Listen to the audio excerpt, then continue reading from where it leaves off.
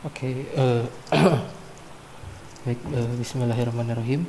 Jadi di video ajar kali ini, insya Allah akan saya sampaikan mengenai analisis kualitas lemak, ya, apalagi yang terkait dengan minyak sawit. Kenapa saya sampaikan? Karena ini merupakan adalah aspek penting. Jadi nanti ketika kita bekerja di industri lemak atau industri minyak sawit, analisis kualitas lemak ini akan selalu teman-teman hadapi, dan ada beberapa parameter yang memang harus dianalisis guna mempertahankan kualitas dari lemak dan minyak tersebut, ya.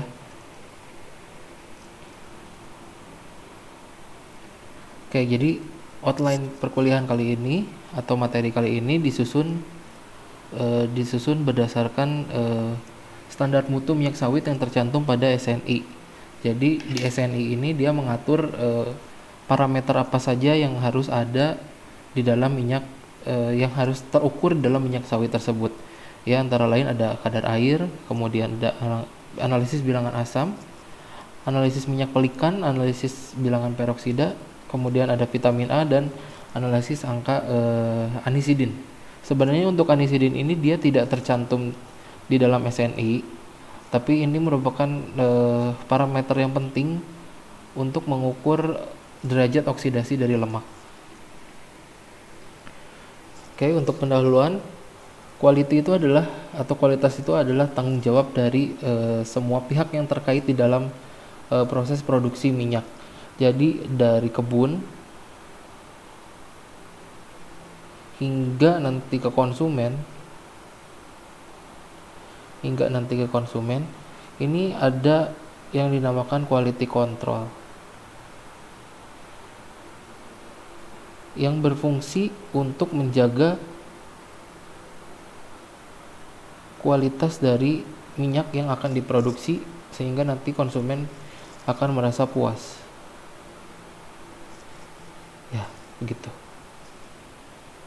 Nah, karena parameter dari minyak dan lemak ini banyak, jadi saya persempit saja menjadi parameter-parameter yang diukur pada SNI, ya, yang terdapat di dalam Standar Nasional Indonesia. Nah, SNI minyak goreng ini yang terbaru adalah SNI 7709 2019. Yang sebelumnya itu di tahun 2013 ini direvisi menjadi 2019. Nah, apa yang direvisi sih? Yang direvisi ini dia ada vitamin A. Nah, vitamin A ini dia direvisi, dia baru ditambahkan pada tahun 2019.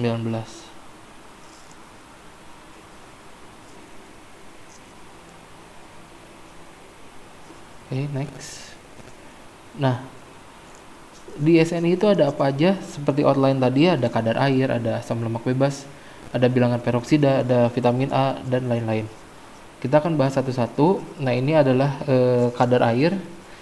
Kadar air ini kenapa penting? Kenapa sih kok penting? Karena kalau misalnya lemak atau minyak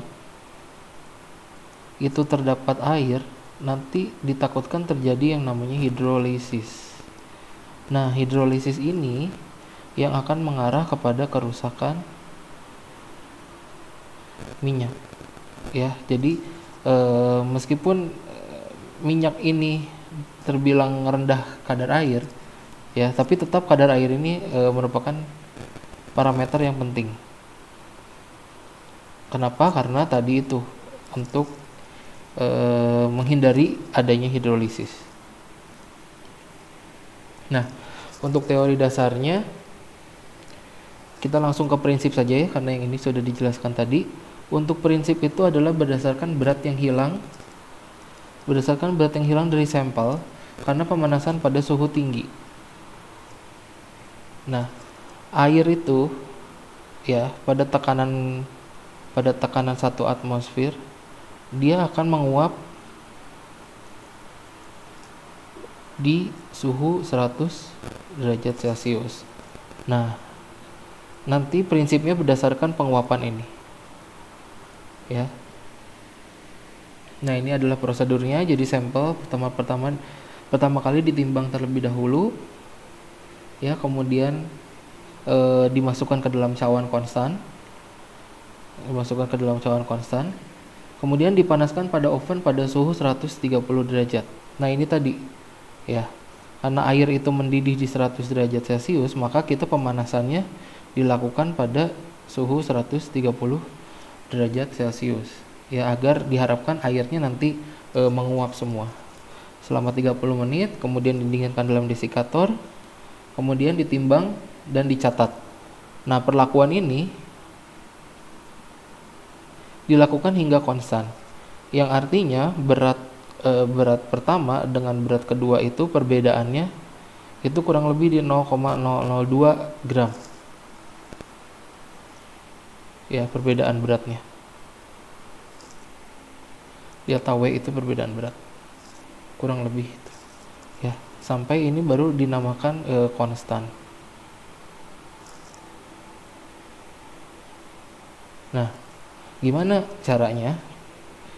Jadi di dalam cawan ini ceritanya cawan, kita timbang sampel minyak sebanyak 5 gram, ya. Kemudian setelah itu dimasukkan ke dalam oven dengan suhu 130 derajat Celcius selama 30 menit. Nah, setelah itu baru dimasukkan ke dalam, ada alat yang namanya desikator. Cawannya masuk ke sini. Ini desikator selama kurang lebih 20 menit lah, ya, 20 sampai 30 menit. Baru nanti dilakukan penimbangan.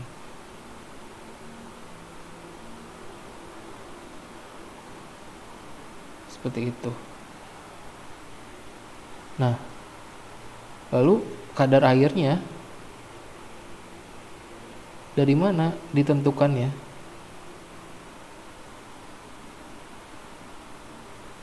Oke. Minyak misalnya kita punya 5 gram. Ya, 5 gram minyak.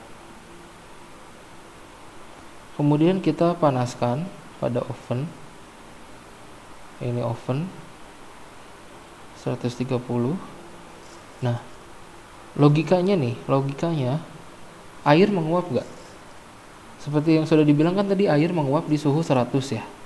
Nah, ini terjadi kehilangan berat. Misalnya yang tadinya awalnya 5 gram, ini misalnya jadi 4,95 gram. Nah, berarti yang hilang berapa? Berat yang hilang itu kan 0,05, ya. Nah, berat yang hilang ini itu adalah kita anggap sebagai berat air, ya. Sehingga kalau untuk kadar air nanti rumusnya adalah berat air per berat sampel dikali 100, ya. Berat airnya dari mana? Ya, ini berat yang hilang ini. Jadi selisih antara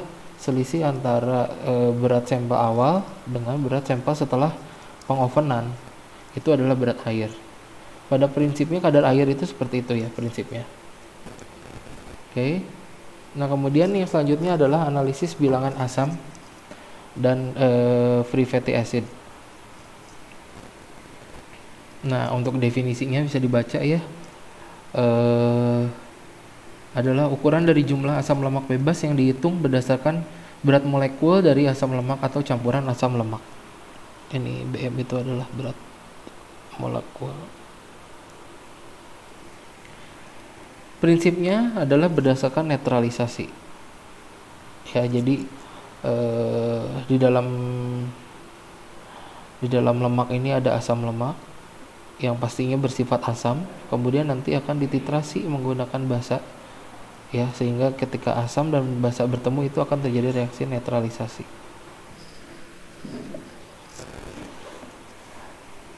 Oke, selanjutnya ini untuk alat dan bahan bisa dilihat.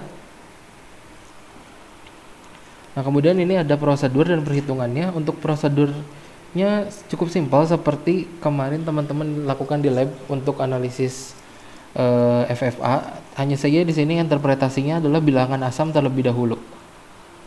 Ya. Yang pertama itu sampel ditimbang 10 sampai 50 gram, kemudian ditambahkan etanol hangat dan indikator fenolftalein sebanyak 5 tetes, dicampurkan, diaduk, kemudian dititrasi menggunakan NaOH atau KOH 0,1 normal yang TAT-nya itu adalah merah muda yang bertahan selama 30 detik. Ya, untuk perhitungannya pertama ini kita penghitung dulu bilangan asam, yaitu 56,1 kali mili KOH kali normal KOH per berat sampel. 56,1 ini apa? Ini adalah berat molekul dari KOH. Nah, setelah kita mendapatkan bilangan asam, kita bisa mendapatkan asam lemak bebas atau free fatty acid. Caranya adalah mengalihkan mili KOH dengan normalitas KOH, kemudian dikalikan dengan berat molekul asam lemaknya. Nah, berat molekul asam lemaknya itu adalah tergantung. Kalau misalnya kita menginterpretasikannya sebagai palmitat, maka dikali 256. Apabila sebagai oleat, maka dikalikan 282. Ya, jadi ini bisa 256, bisa 282. Kalau kita pakai 256, berarti nanti di sini adalah persen asam palmitat. Seperti itu, ya. Jadi dari bilangan asam ini bisa kita turunkan menjadi, atau bisa kita hitung juga persen dari FFA-nya. Tapi untuk proses pengerjaan itu semua sama seperti ini. Jadi data yang didapatkan dari sini bisa dipakai untuk bilangan asam dan bisa dipakai untuk FFA. Gitu. Oke, kemudian di sini adalah analisis minyak pelikan. Analisis minyak pelikan ini apa sih? Ini tujuannya adalah untuk mengetahui minyaknya asli apa enggak. Dalam artian di sini apakah minyak goreng yang diproduksi, yang dianalisis itu apakah dia pure 100% atau sudah dioplos atau dipalsukan. Dioplosnya pakai apa? Macam-macam, ada pakai oli atau pakai minyak hidrokarbon lain, minyak lain. Nah, ini adalah analisis minyak pelikan. Ya. Nah, seperti yang tadi sudah dijelaskan adalah untuk mengetahui adanya minyak atau mineral dalam minyak goreng. Minyak mineral dalam minyak goreng. Nah, prinsipnya adalah minyak mineral ini tidak dapat tersabunkan oleh penambahan basa. Nanti kita bahas di belakang. Ya. Bahan-bahan tak tersabunkan tersebut meliputi sterol, hidrokarbon, alkohol bersuhu tinggi maupun lemak buatan. Nah, ini bahan-bahan ini tidak akan tersabunkan. Jadi kan kemarin ketika kuliah oleokimia itu sudah dijelaskan bahwa asam lemak apabila ditambahkan basa, mau itu NaOH, mau itu KOH, mau itu litium hidroksida, maka akan dihasilkan yang namanya sabun. Ya, sabun ini adalah garam dan air. Nah, bahan-bahan lain yang selain asam lemak ini, dia tidak akan memproduksi sabun apabila ditambahkan basa. Makanya ini bisa digunakan untuk analisis apakah minyak tersebut sudah dioplos atau belum. Nah, ini prosedurnya. Jadi 1 mili sampel kemudian dicampurkan menggunakan KOH dan etanol, dipanaskan secara reflux, dicampur dan ditambahkan Aquades 25 mili. Hasilnya adalah kalau misalnya larutan yang menjadi keruh, maka itu adalah hasilnya positif. Ya. Jadi kalau misalnya ini sampel ya. Kan kalau ditambah air itu biasanya terbentuk 2 lapis ya. Nah, kalau ada lapisan yang keruh, misalnya ini keruh,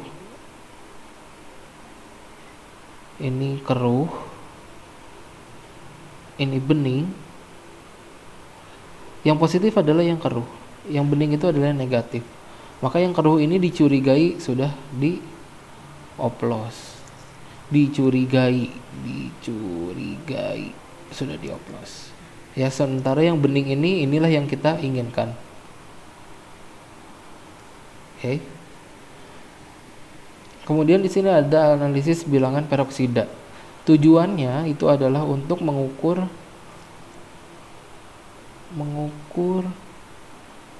tingkat oksidasi dari minyak. Nah, parameter ini, bilangan peroksida atau peroxide value, ini sangat penting sehingga ketika kita membaca jurnal-jurnal atau publikasi mengenai kualitas minyak, ini akan selalu ada peroksida ini. Peroxide value ini adalah penting.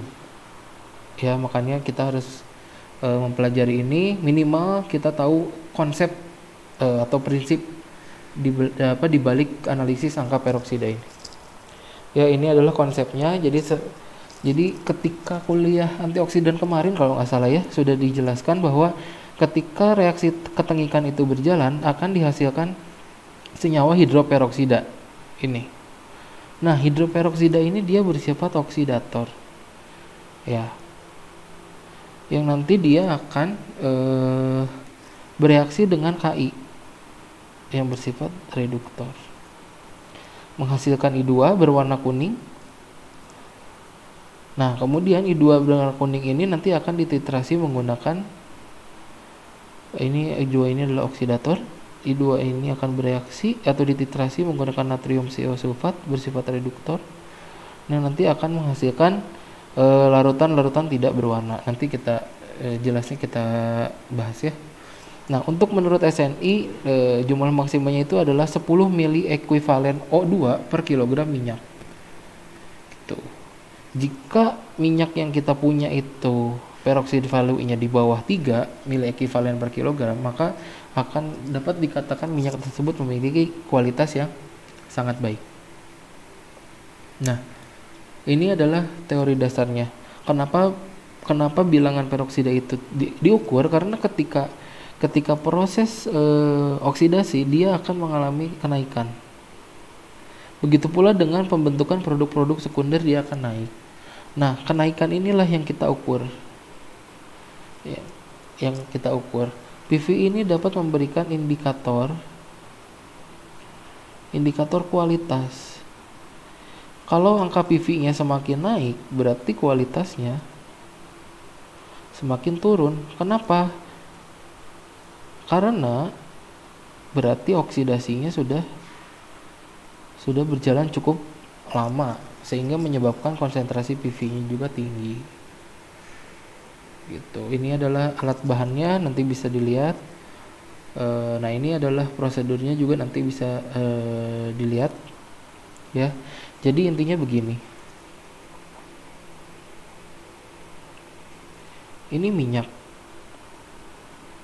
yang sudah mengandung LOOH. Kemudian ditambahkan dengan Ki dan asam sulfat. Asam asetat.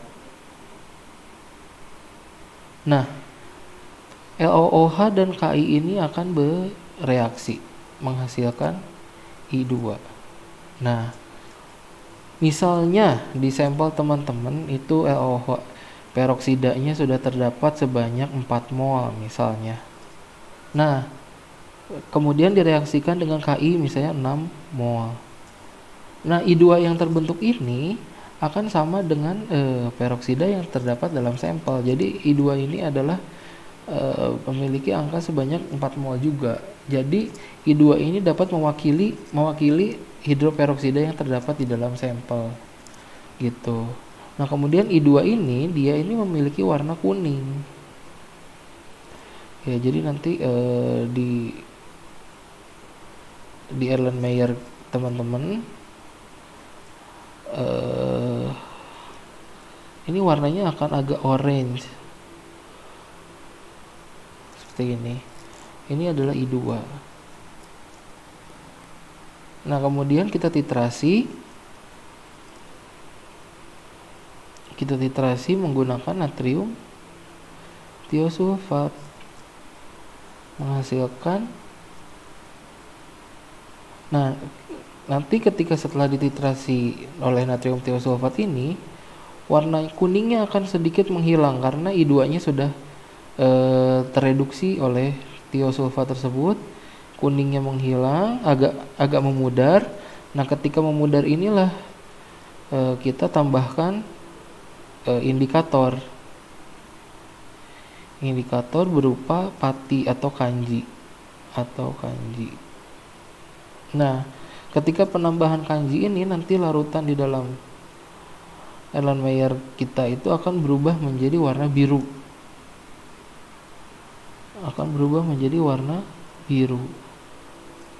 Nah, setelah ditambahkan kanji ini, dia akan berubah menjadi warna biru. Barulah nanti kita titrasi lagi menggunakan natrium tiosulfat, titrasi lagi hingga nanti warnanya itu menjadi, titik akhirnya itu antara dia menjadi bening atau menjadi putih. Intinya birunya hilang. Itu adalah titik akhirnya. Ya. Nah, ini adalah rumusnya. Angka peroksida V sampel dikurangi V blanco dikali konsentrasi tio dikali 1000 per berat sampel. Blanco ini juga nanti ada prosedurnya di sebelumnya, di slide sebelumnya sudah saya sertakan ya. Coba bentar, ini ke-record nggak ya? Takutnya nggak ke-record. Oke. Ini sudah ada prosedurnya di belakang. Ini Blanco ini penting ya, jadi harus, nggak boleh nggak. Nah, kemudian ini ada analisis vitamin A. Pada tahun 2013 ini vitamin A belum disyaratkan oleh pemerintah. Namun pada tahun 2019 SNI itu direvisi. Dia mensyaratkan adanya vitamin A dalam minyak goreng. Sebesar kandungannya 45 international unit per gram minyak. Jadi vitamin A ini disyaratkan juga mulai dari tahun 2019. Alasannya apa? Yaitu untuk memenuhi kecukupan vitamin A masyarakat, ya, agar tidak terjadi defisiensi pada vitamin A. Nah, upayanya bisa ditambahkan secara sengaja, yaitu prosesnya namanya fortifikasi. Nah, ini ya, seperti yang tadi sudah dibilang, vitamin A ini baru ditambahkan di 2019 sebagai syarat dari minyak goreng sawit. Ya. Nah, ini adalah beritanya. Pemenuhan pangan bergizi melalui produk fortifikasi ber-SNI. Jadi diharapkan nanti apabila minyak gorengnya memiliki vitamin A sebesar 45 international unit per gram, itu diharapkan nanti tidak lagi terjadi yang namanya defisiensi vitamin A. Diharapkan seperti itu. Makanya pemerintah menyarankan atau mewajibkan minyak goreng itu memiliki vitamin A sebanyak 45 international unit per gram. Nah, ini adalah titik-titik kritis apabila teman-teman akan melakukan analisis vitamin A ya. Vitamin A itu adalah dia peka terhadap sinar UV, kemudian peka terhadap udara, peka terhadap kelembaban. Maka dari itu dibutuhkan langkah yang tepat agar perubahan dari vitamin A ini tidak terlalu terjadi secara signifikan.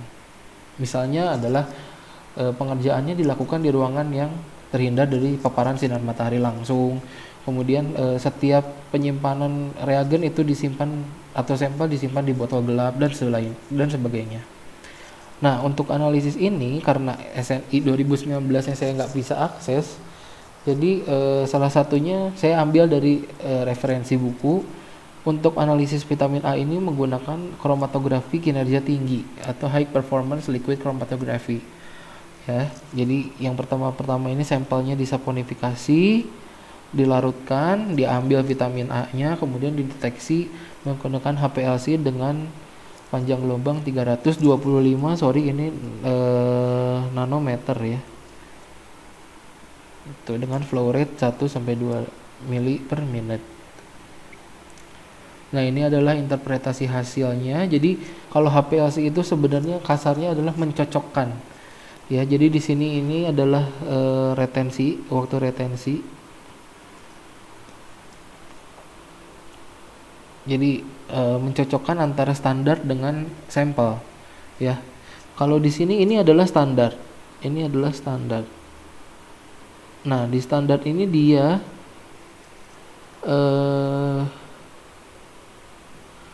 waktunya itu di 2,983. Nah, ini kan standar ya. Nah, kita lihat nanti di sampel ada nggak sih di menit ke 2,93? Ada nggak sih di menit 2,93?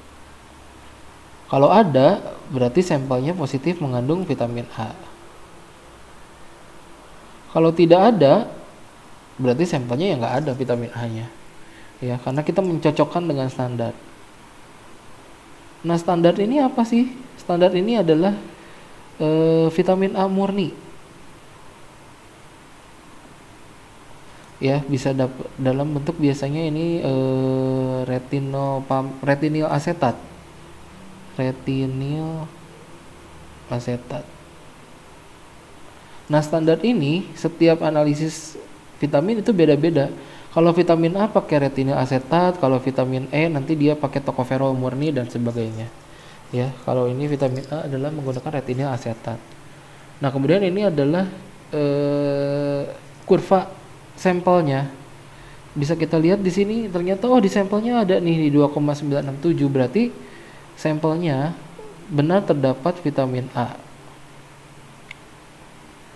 Vitamin A betul terdapat. Pertanyaan selanjutnya adalah konsentrasinya berapa sih? Konsentrasinya berapa sih? Nah, itu dihitung berdasarkan luas dari perbandingan antara luas area di bawah kurva, area under curve sampel nanti dibandingkan dengan area under curve dari standar. Secara garis besarnya di sini. Ya.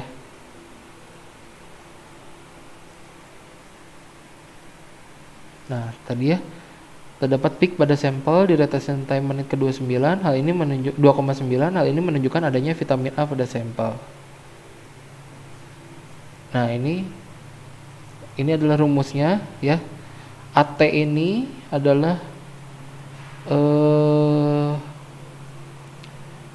luas area di bawah kurva atau area under curve yang disingkatnya AUC pada sampel dibandingkan dengan AUC pada standar, kemudian dikalikan dengan konsentrasi standar ya, ini CT ini konsentrasi standar dikalikan dengan ini adalah faktor pengenceran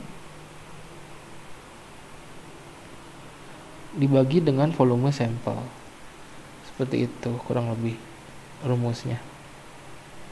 Ya, jadi intinya prinsipnya adalah membandingkan. Yang pertama itu kita lihat dulu di waktu retensinya apa. Di waktu retensinya misalnya di standar ini waktu retensinya 2,9. Lalu kita analisis ini di sampel. Di 2,9 ada nggak peak juga? Peak itu adalah puncak gini ya. Ada nggak peak juga? Kalau misalnya ada berarti oke, positif vitamin A. Nah, sekarang konsentrasinya berapa? Tinggal membandingkan area under curve sampel dengan area under curve dari standar. Dari mana kita dapat area under curve ini? Dari sini. Biasanya software itu sudah langsung menginterpretasikan atau menampilkan area under curve ya. Kemudian, nah ini dua data ini saya ambil dari channel YouTube ya, Microcam, bukan punya saya. Jadi nanti saya sertakan juga linknya. Oke, itu HPLC. Nah, kemudian yang terakhir ini adalah angka anisidin. Apa angka anisidin ini? Angka anisidin ini berfungsi untuk mengukur produk oksidasi sekunder. Biasanya itu adalah aldehid. Ya, primernya apa? Oksidasi primer itu adalah peroksida. Nanti dari peroksida ini dia mengalami reaksi jadilah dia produk-produk oksidasi sekunder yang itu adalah aldehid ya. Nah, yang menyebabkan tengik ini adalah aldehid ini. Dia biasanya berkontribusi kepada aroma dan rasa tengik. Inilah yang berkontribusi terhadap aroma dan rasa tengik, aldehid ini. Ya. Nah, ini tadi reaksi senyawa hasil oksidasi sekunder dengan reaksi p-anisidin. Ya. Langsung aja ya, langsung ke prosedur. Nanti kita langsung gambar aja ya. Ini rumusnya. Nah, untuk prosedurnya yang pertama, ini sampel. Kita punya sampel minyak misalnya ya. Punya sampel minyak, ini kita masukkan ke dalam labu takar. Ini kita masukkan ke dalam labu takar sebanyak 0,5 sampai 4 gram. Nah, kita masukkan ke sini. Kemudian kita masukkan juga yang namanya pelarut isooktan. Ya, isooktan ditepatkan sampai 25 mili. Ini kita pakai labu 25 mili ya. Hingga 25 mili ditepatkan. Ini adalah larutan AS. Berdasarkan rumus tadi ini adalah larutan AS. Nah, kemudian dalam tabung reaksi kita siapkan 2 tabung reaksi. Nah, ini ceritanya tabung reaksi ya. Di tabung reaksi ini kita ambil larutan AS ini sebanyak 5 mili. Kemudian ini 5 mili larutan AS. Kemudian kita tambahkan yang namanya larutan p-anisidin. Ini adalah larutan AB.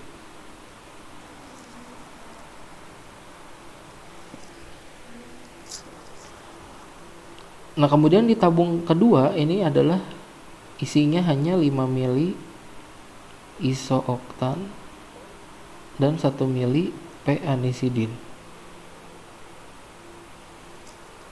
Gitu. Nah, kedua larutan AS dan larutan AB ini diukur secara spektrofotometri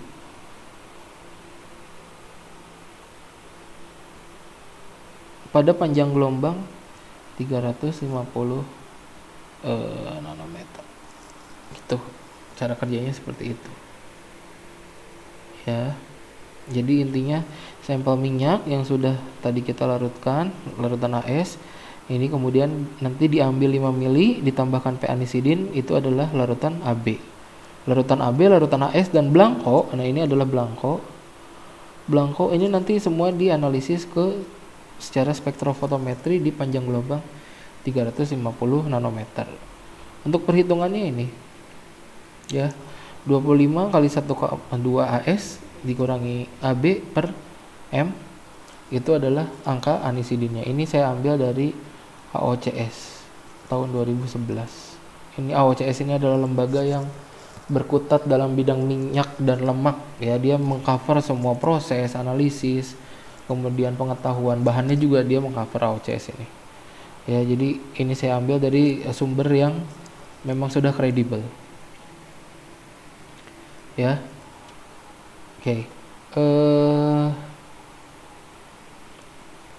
Tadi sampel lemak ini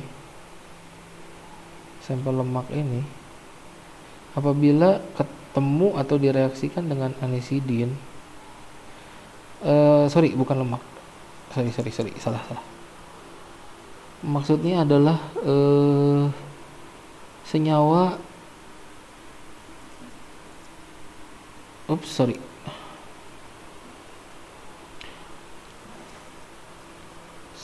senyawa aldehid ini apabila bertemu dengan atau direaksikan dengan larutan p-anisidin dalam asam asetat, ini nanti dia akan berwarna kuning. Nah, warna kuningnya ini yang dianalisis menggunakan spektrofotometer dengan panjang gelombang 350 nanometer itu. Ya, itu adalah p-anisidin. Nah, setelah kita mendapatkan anisidin value dan peroxide value, kita bisa menilai TOTOX value atau total oxidation value, ya. Jadi ini tuh adalah angka yang menunjukkan oksidasi total ya dalam minyak. Nah, berapa sih standar untuk minyak goreng yang bagus itu? Nah, menurut literatur yang saya baca, untuk anisidin value itu direkomendasikan itu harus di bawah 2,0. Anisidin value itu harus di bawah 2,0, dan untuk angka TOTOX itu harus di bawah 4,0. Ini baru good quality. Oke. Gitu. Ya. Oke, sekian untuk bakteri ajar. Jadi kesimpulannya adalah bahwa kualitas itu sangat penting, nggak boleh diremehkan, ya. Untuk mengetahui kualitas ini kita ada beberapa parameter minyak seperti PV, kemudian water content, kemudian ada anisidin value, ada analisis minyak pelikan, kemudian ada vitamin A. Sebenarnya ada satu lagi di sini adalah logam, tapi kalau kita mengcover semua itu terlalu panjang nanti jadinya videonya, ya. Logam ini juga ada analisisnya di SNI, nanti saya coba lampirkan juga SNI-nya, bisa teman-teman lihat di SNI yang 2013 ini ada dia prosedurnya. Parameter-parameter ini adalah parameter yang harus dipenuhi oleh produsen minyak goreng di Indonesia, ya, apabila dia ingin produknya tetap dipercaya, kemudian konsumen tetap beli produk dari produk tersebut, maka kualitas ini harus selalu dijaga. Nah, kenapa teman-teman harus melihat video ini? Ya, seenggaknya nanti teman-teman tahu konsep dan prinsip-prinsip dasar dari masing-masing analisis ini. Siapa tahu nanti teman-teman ada yang bekerja di bidang minyak atau di pabrik minyak sawit, nanti pasti teman-teman akan bertemu dengan peroxide value, water content, kemudian anisidin value, analisis pelikan, ini teman-teman pasti ketemu, ya. Kemudian nanti mungkin ada kadar lemak. Kalau kadar lemak itu sebenarnya di SNI ya, kalau untuk minyak goreng tidak disyaratkan, karena minyak goreng ya pasti 98%-nya itu adalah lemak atau minyak, ya. Jadi nggak perlu dianalisis lagi. Oke, terima kasih. Semoga bermanfaat. Wassalamualaikum warahmatullahi wabarakatuh.